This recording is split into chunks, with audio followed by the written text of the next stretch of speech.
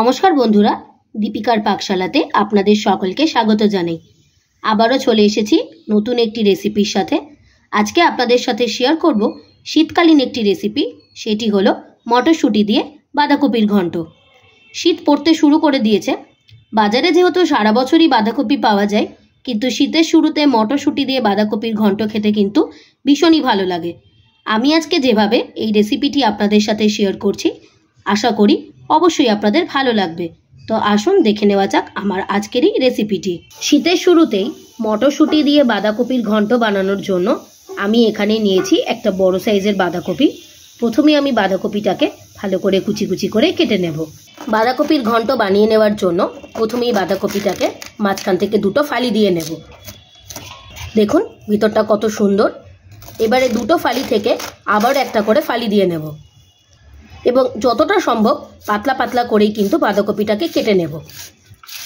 তবে অনেকেরই বাঁধাকপি কাটতে একটু অসুবিধা হয়, তবে চেষ্টা করবেন একটু পাতলা পাতলা করেই বাঁধাকপিটাকে কেটে নিতে। সমস্ত বাঁধাকপিটাকে এরকম পাতলা পাতলা ভাবেই কিন্তু কেটে নেব। একদম পাতলা করেই কিন্তু বাঁধাকপিটাকে কাটা হচ্ছে। এভাবেই আমি সমস্ত বাঁধাকপিটাকেই কেটে নেব। সমস্ত বাঁধাকপিটাকে ভালো করে কেটে নিয়ে পরিষ্কার জলে ধুয়ে নিয়েছি। এবারে আমরা ঘন্টটাকে বানিয়ে নেব। বাঁধাকপির ঘন্ট বানিয়ে নেওয়ার জন্য প্রথমেই আমি বাঁধাকপিটাকে একটু ভাপিয়ে নেব। বাঁধাকপিটা ভাপানো হতে হতে এদিকে বাঁধাকপির ঘন্ট বানিয়ে নেওয়ার জন্য আলুটাকে ভেজে নেব। আলুটাকে ভালো করে তেলের সাথে মিশিয়ে নেব এবং বেশ লাল লাল করে আলুটাকে ভেজে তুলে নেব। আলুটাকে বেশ লাল লাল করে ভেজে নিয়েছি। এবারে আমরা আলুটাকে তুলে নেব। বাঁধাকপির ঘন্ট বানানোর জন্য কিন্তু আলুটাকে এরকম লাল লাল করেই ভেজে নিতে হবে। সমস্ত আলুটাকে আমি তেল থেকে ঝরিয়ে তুলে নিলাম। আলুটাকে ভেজে তুলে নিয়েছি। এবারে ফোড়নে দেব বেশ কিছুটা সাদা জিরে, দুটো ছোট ছোট তেজপাতা, দুটো ফাটিয়ে নেওয়া শুকনো লঙ্কা।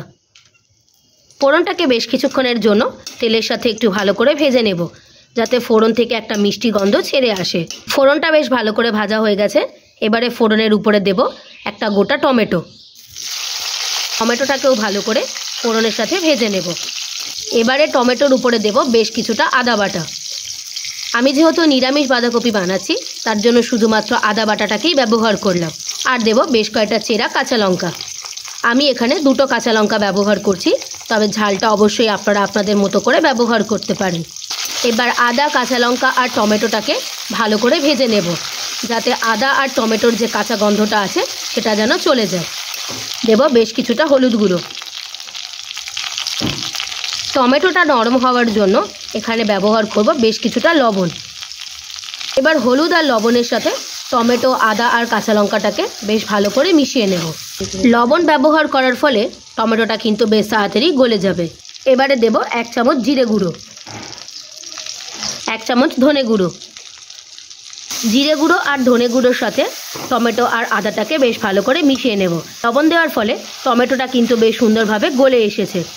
এবারে মশলাটাকে বেশ কিছুক্ষণের জন্য কষিয়ে নেব, যতক্ষণ না পর্যন্ত মশলা থেকে একটা তেল ছেড়ে আসছে। মশলা বেশ ভালো করে কষিয়ে নিয়েছি। দেখলেই বোঝা যাচ্ছে মশলা থেকে কিন্তু একটা তেল ছেড়ে দিয়েছে। এবারে মশলার উপরে দেব বেশ কিছুটা মটরশুঁটি। যেহেতু শীত শুরু হচ্ছে আর শীতের শুরুতেই কিন্তু বাজারে এখন বেশ ফ্রেশ মটরশুঁটি পাওয়া যাচ্ছে, তাই আমি এই বাঁধাকপির ঘন্ট বানানোর জন্য একদম ফ্রেশ মটরশুঁটি ব্যবহার করছি। তবে আপনাদের কাছে যদি ফ্রেশ মটরশুঁটি না থাকে, সেক্ষেত্রে কিন্তু ফ্রোজেন মটরশুঁটি দিয়েও এই বাঁধাকপির ঘন্ট বানিয়ে নিতে পারবেন। স্বাদে কিন্তু কোনো পার্থক্য হয় না। আর মটরশুঁটির সাথেও মশলাটাকে বেশ ভালো করে মিশিয়ে নেব এবং মশলার সাথেও মটরশুঁটিটাকে ভালো করে কষিয়ে নেব।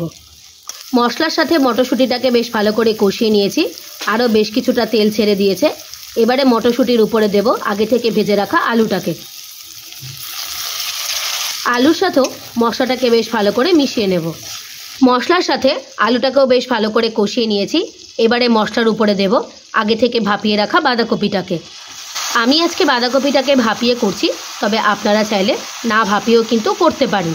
যেহেতু বাঁধাকপি টুটতে একটু সময় নেয়, তার জন্যই কিন্তু আমি বাঁধাকপিটাকে প্রথমেই একটু ভাপিয়ে নিয়েছি। এবার মশলার সাথে বাঁধাকপিটাকে বেশ ভালো করে মিশিয়ে নেব।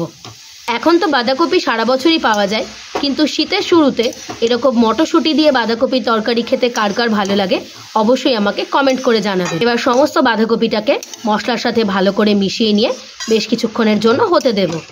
মশলার সাথে বাঁধাকপিটাকে বেশ ভালো করে কষিয়ে নিয়েছি এবং বেশ কিছুক্ষণের জন্য চাপা দিয়ে রেখেছিলাম।